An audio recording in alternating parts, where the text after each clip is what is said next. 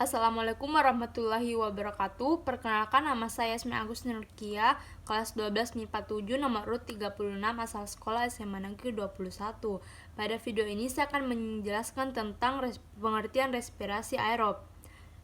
Respirasi aerob adalah proses penguraian senyawa organik menggunakan oksigen bebas. Respirasi ini berlangsung di dalam organel sel yang disebut mitokondria. Saat kamu mengonsumsi makanan yang mengandung glukosa, contohnya nasi, setiap molekul glukosa akan pecah melalui 4 tahap sampai dihasilkan energi. Adapun beberapa tahap dalam respirasi aerob yang harus kamu ketahui. Yang pertama, glikosis. Glikosis merupakan tahap pertama respirasi aerob yang terjadi dalam sitoplasma atau sitosol. Pada tahap ini molekul glukosa akan diuraikan menjadi senyawa yang lebih sederhana. Hasil penguraian molekul glukosa pada glikosis merupakan 2 molekul ATP, 2 molekul asam pirufat, dan 2 molekul NADH.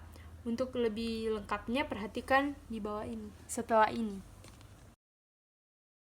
glukosa diubah menjadi glukosa. 6-fosfat disertai pemecahan ATP menjadi ADP. ATP harus dipecah menjadi ADP karena dibutuhkan sumber energi. Glukosa 6-fosfat diubah menjadi fruktosa 6-fosfat. Fruktosa 6-fosfat diubah menjadi fruktosa 1,6 bifosfat disertai pemecahan ATP menjadi ADP. Fruktosa 1,6 bifosfat dipecah menjadi 1 molekul PGAL dan 1 molekul DHAP. Molekul DHAP diubah menjadi senyawa PGAL sehingga terbentuk 2 molekul PGAL. Molekul PGAL diubah menjadi senyawa 1,3 bisfosfoglycerat dengan cara mengikat fosfat organik. Setiap 1 molekul PGAL menghasilkan 1 NADH. yang kedua, dekarboksilasi oksidatif. Tahap ini berlangsung di dalam mitokondria. Reaksi pertama diawali dengan perubahan asam pirufat menjadi asetil koenzim A. Perubahan tersebut menghasilkan molekul CO2 dan NADH. Artinya 1 molekul asam pirufat akan menghasilkan 1 molekul asetil koenzim A, CO2 dan NADH. Oleh karena pada tahap glikosis dihasilkan 2 asam pirufat, maka dekarboksilasi oksidatif menghasilkan 2 molekul asetil koenzim A, molekul CO2 dan molekul NADH. Untuk prosesnya simak bagian berikutnya. Asam pirufat yang terbentuk pada tahap glikosis akan melepaskan gugus karbosilat. Gugus tersebut akan diubah menjadi CO2.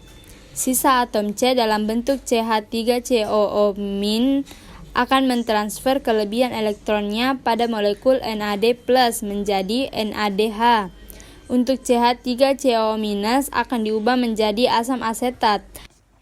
Yang ketiga, siklus Krebs adalah tahapan ketiga dari serangkaian proses respirasi aerob.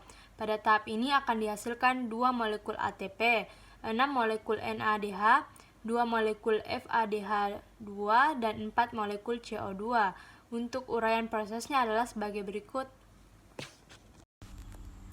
Asetil koenzim A berkaitan dengan asam oksaloasetat membentuk asam sitrat. Itulah mengapa siklus Krebs bisa disebut siklus asam sitrat. Asam sitrat diubah menjadi asam isositrat.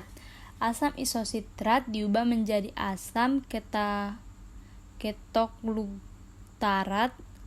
Reaksi ini disertai pelepasan CO2 dan pembentukan NADH. Asam ketoglutarat diubah menjadi suksinil koenzim A yang membentuk 4 atom C. Reaksi ini juga disertai pelepasan CO2 dan pembentukan NADH. Suksinil koenzim A yang terbentuk diubah menjadi asam suksinat. Reaksi ini menghasilkan GTP. Selanjutnya GTP diubah menjadi ATP. Lalu asam suksinat diubah menjadi asam fumarat disertai pembentukan FADH2. Asam fumarat yang terbentuk diberi tambahan air agar berubah menjadi asam malat. Asam malat diubah menjadi asam oksaloasetat, kembali disertai pembentukan NADH. Yang terakhir itu 4, transport elektron. Tahap ini merupakan tahap akhir pada respirasi aerob yang disertai pembentukan ATP paling banyak. Transport elektron berlangsung di dalam krista, yaitu membran dan mitokondria. Reaksi yang berlangsung di dalam transport elektron adalah reaksi reduksi dan oksidasi antara senyawa NADH dan FADH2. Kedua senyawa tersebut dihasilkan dari tahapan sebelumnya. NADH mampu menghasilkan elektron berenergi tinggi melalui proses oksidasi. Lalu elektron tersebut ditransfer ke koenzim Q. Oleh karena tingginya energi elektron, ADP dan fosfat anorganik bersatu membentuk ATP.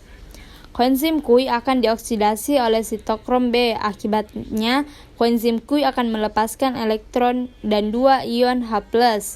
Sitokrom B akan dioksidasi oleh sitokrom C, sehingga dihasilkan energi cukup tinggi. Akibatnya, ADP dan fosfat anorganik akan membentuk ATP.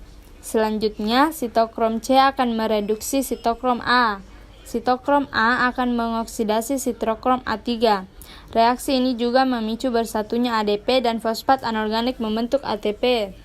Sitokrom A3 dioksidasi oleh sebuah atom oksigen. Hasil akhir dari reaksi ini adalah terbentuknya molekul H2O.